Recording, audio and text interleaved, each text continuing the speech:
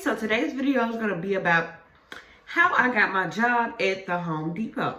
So first thing first, I applied online and it took about a week for me to get a phone call. And when they gave me the phone call, they asked me questions like, I remember they asked me, was I okay with the pay? And I told them yes. And the pay that I started out at was $10, $10 an hour.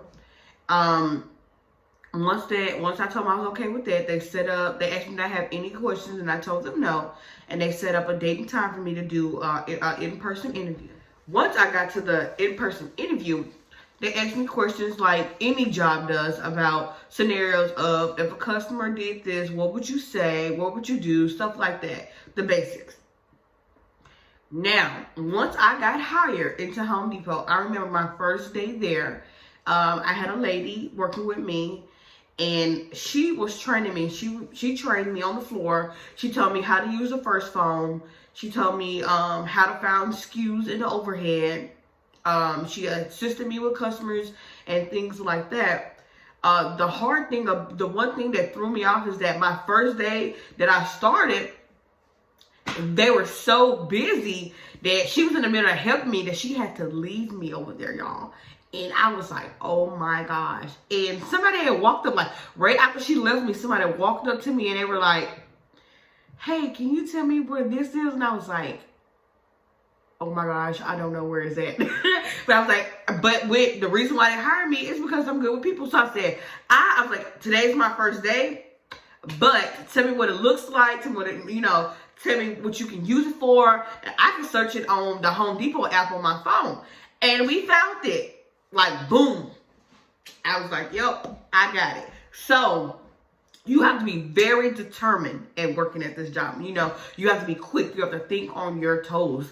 But it was many instances where I was left alone during that first week when I worked there.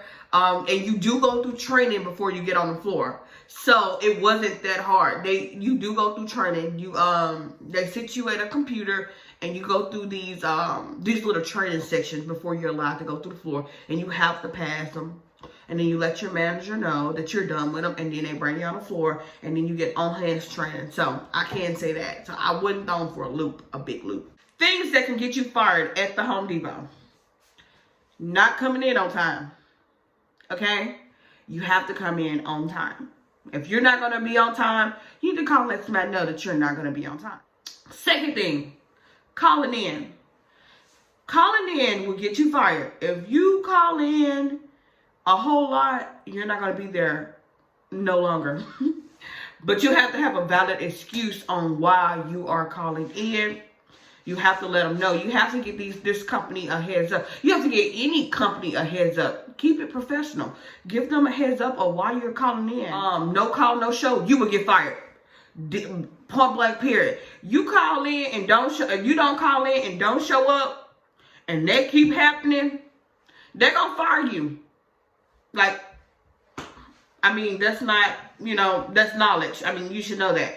If you're not calling in and you're not showing up, you're not doing your job, you're gonna get fired. If they ask you to do something, like they say, well, I need you to take all these boxes on aisle 24. I need you to do a stock, what is it called?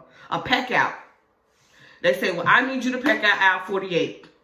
And I want to make sure that all the ant killer, all the pesticide stuff, I need all that out, all the bird seeds, I need to make sure all that's out. And you've been there for 5 hours and you have not done that, and the store's not busy, and that keeps happening over and over again, you're going to get fired. Just like that. Do Home Depot take care of their customers? Yes, they do take care of their customers to the fullest. Far as like if they have to mark something down competitive or anything like that, I almost say they take care of their customers to the fullest. Home Depot loves their customers, because you have to think, you have to be good to the customers, because the customers are what make Home Depot. But not only do the customers make Home Depot, the associates also make Home Depot. So the happier you are, the happier Home Depot is. And the happier you are, the happier the customers are, because now you're coming to work with a positive attitude. If something bad has happened to you at home, like a breakup, I have experienced that before when I worked at Home Depot. We had broke up. And I was so sad. And when I got to work, I put myself in this mind. I was like, you know what? I'm at work. I'm going to make the best 5 hours out of this as I can. Or the best 8 hours out of this as I can. I'm going to enjoy this to the fullest. You know, I'm not going to worry about it. So picture Home Depot as being your safe haven. Your spot for all the negativity, all the negative things that just happened to you. When you enter those, when you go through those sliding doors, you're in a new universe. That's how you have to be. Home Depot do take care of their associates. They do take care of their associates to the best of their abilities. We got bonus checks for having, you know, if we met the goal at the end of the year or the end of the 6 months. We got bonus checks. We got dinners. You know, they cooked for us. We had catering, and you guys, it was bomb. If I got some pictures in my phone, I'm gonna drop them. I'm gonna drop them in this video, you guys. I mean, they took care of us to the fullest, and I loved it. We had a Hawaiian theme, and you know, we had little hula skirts, stuff like that. We dressed like y'all. They took care of us. And when Christmas time came around, if we could, they gave us gifts. I had won some JB headphones that I have to this day. These are the first headphones that I won. Hold on one moment. These are the headphones I won at a Home Depot Christmas party. As you see, you guys, I got these like 3 years ago. As you see, they're like, yeah, I did not take care of them. But I won these. They're brand new. I won these at Home Depot. So I didn't apply to the job expecting things like that, y'all. It was amazing. Like, I was like, oh my gosh. Some people won other gifts. I'm not going to say what they were, but they won some really nice gifts, you guys. I was like, oh my gosh, I wish I could have got it. But I got these headphones, and I love them. So, I got my JBLs.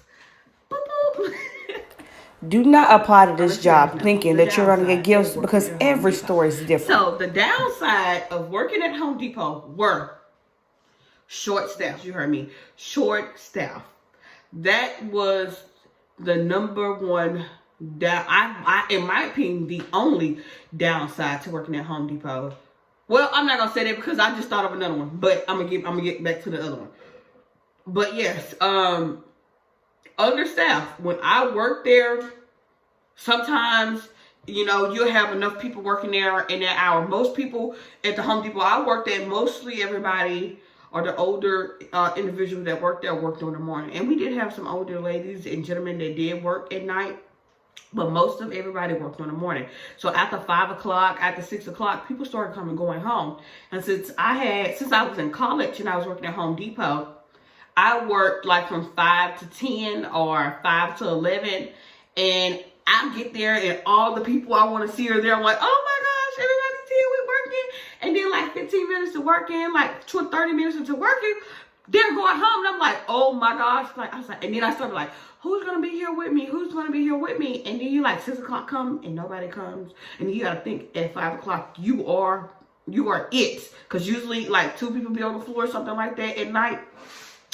But like one time I worked there and it had got really hectic. And I guess we usually are not busy at night on a Wednesday.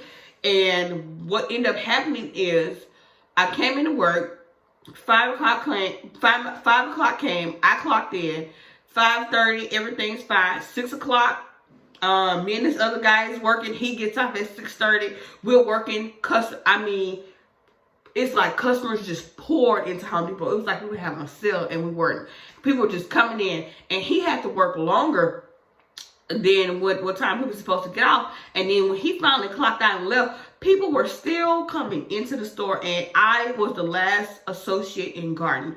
So it's much easier to run around being the only associate in the department, and you're just getting stuff off the top shelf, or using the ladder to get things down, or using the Baltimore to get things down.